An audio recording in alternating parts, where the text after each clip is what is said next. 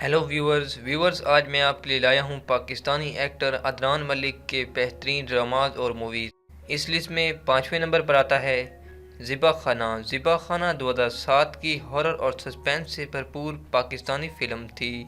इस लिस्ट में चौथे नंबर पर आता है cake cake Pakistani romantic comedy film थी जो 2018 को रिलीज़ की गई। इस फिल्म में अदनान मलिक ने रोमियो का किरदार अदा किया। इस लिस्ट में तीसरे नंबर पर आता है दिल Banjara Pakistani romantic family drama serial था जो हम टीवी पर 2016 को टेलीकास्ट किया गया।